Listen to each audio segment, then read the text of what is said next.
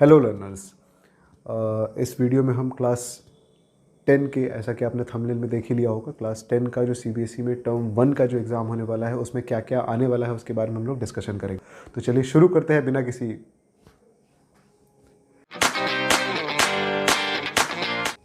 Now. अगर हम term 1 के ऊपर देखें, इंग्लिश के, खास करके इंग्लिश के पेपर के ऊपर देखें, तो सबसे पहला अगर हम यहाँ देखें, दैट इज़ यहाँ पे हमारे पास पैसेज है। अब पैसेज की बात की जाए तो पैसेज में किस तरह के पैसेज होंगे, तो बेसिकली हमारे पास यहाँ पे भी दो पैसेजेस होंगे। जैसे पहले टाइप में पैसेज आते थे उसी तरह से यहाँ पे कोई सीबीएसई ने कोई चेंजेस नहीं किए हैं। सबसे पहला दो तरह के पैसेज आएगा। सबसे पहला आएगा दैट इज़ योर डिस्क्लूसिव पैसेज। अब पहला होगा, पहले समझ लेते हैं, पहला होता है दैट इज़ योर डिस्क्लूसिव पैसेज और दूसरा होता है that is your factual passage. अब सबसे पहले लोगों को यही अंतर नहीं पता है कि डिस्क्लूसिव पैसेज और फैक्चुअल पैसेज में डिफरेंस क्या है। तो सबसे पहले जानते हैं what is the difference between discursive and factual passage. Discursive passage is a type of passage जिसमें किसी भी चीज़ पे आर्गूमेंट किया जाता है या अपने व्यूज़ या मेरिट्स या डिमेरिट्स बताए जाते हैं उन चीज़ों के। वहीं अगर हम बात करें यहाँ पे फैक्चुअल पैसेजेस की, तो फैक्चुअल पैसेज एक ऐसा पैसेज होता है जिसमें किसी एक टॉपिक को बहुत अच्छे तरीके से एक्सप्लेन किया जाता है, मतलब थोड़ा सा दिमाग पकाया जाता है इस चीज़ से रिलेटेड में। फैक्चुअल पैसेज में ये है कि थोड़े फैक्ट्स हमें ज़्यादा जानने को मिलते हैं, बट हमें वहाँ पे किसी तरह का कोई फैक्ट या कोई तरह का नॉलेज हमें नहीं लेना, हमें बस पैसेज सॉल्व करना है। तो चाहे वो डिस्कसिव पैसेज हो, चाहे वो हमारा फैक्चुअल पैसेज हो, हमें किसी तरह से उस पूरे पैसेज को सॉल्व कर देना है। तो ये पैसेजेस आएंगे कितने मार्क्स के, तो एक हमारा होगा डिस्कसिव पैसेज 5 मार्क्स का, और अगला होगा हमारा that is your factual passage, वो भी 5 मार्क्स का, मतलब 10 मार्क्स का हमारे पास पैसेज है। पहले अगर 100 मार्क्स के पेपर से कंपेयर किया जाए तो वहाँ 20 मार्क्स का पैसेज आता था, यहाँ पर भी पैसेज ने हमारा पीछा नहीं छोड़ा है, ये हमारा 10 मार्क्स का पैसेज होगा, 2 पैसेजेस होंगे। अब नेक्स्ट आगे बढ़ते हैं, दैट इज़ अगला है हमारा that is your letter writing. यहाँ पर सीबीएसई ने बहुत चीज़ों को आसान किया है। पहले क्या करना पड़ता था हमें कि एक लेटर का फॉर्मेट याद करना पड़ता था, 200-300 वर्ड्स को हमें पूरा करना पड़ता था, वर्ड लिमिट को एक्सीड नहीं करना है, फॉर्मेट, बहुत सारी चीज़ें थी।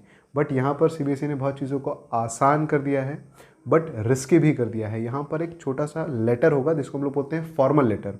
एक नॉर्मल लेटर नहीं होगा, फॉर्मल या बिजनेस लेटर कह सकते हो, ये कह सकते हो लेटर टू एडिटर जो हमने क्लास में पढ़ा है, या लेटर ऑफ कंप्लेंट या लेटर ऑफ बिजनेस जो हमने पढ़ा है। हमें उसके फॉर्मेट वगैरह को कुछ याद नहीं रखना है, हमें बस एक नॉर्मल नॉलेज लेके जाना है इंग्लिश का, और कुछ नहीं करना है। वहाँ पर लेटर्स में सिर्फ ब्लैंक्स होंगे हमारे पास, छोटे छोटे ब्लैंक्स होंगे। उन ब्लैंक्स में कौन सा ऑप्शन फिट बैठ रहा है बस वही करना है, कुछ अलग से हमें तैयारी करके नहीं जाना है।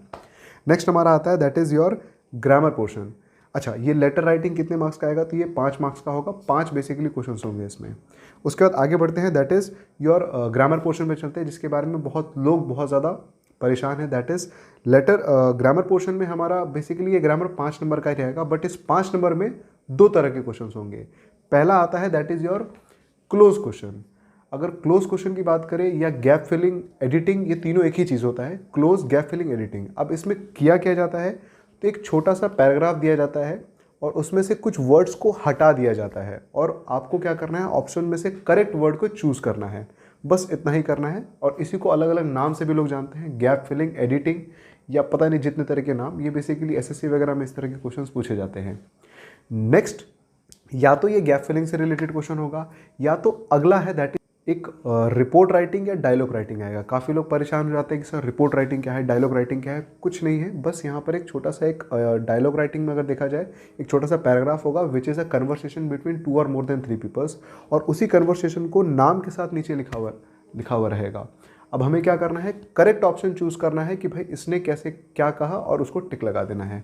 एक टिप अगर मैं अपनी तरफ से देना चाहूँ, तो यहाँ पर बस आपको जब पैसेज पढ़ रहा है, डायलॉग राइटिंग में जब आप पैसेज पढ़ रहे हो, तो हमें बस ये ध्यान रखना है कि किसने क्या कहा और किस टेंस में कहा, बस यही याद रखो, आपका डायलॉग राइटिंग कंप्लीट हो जाएगा। अब नेक्स्ट आता है हमारा रिपोर्ट राइटिंग।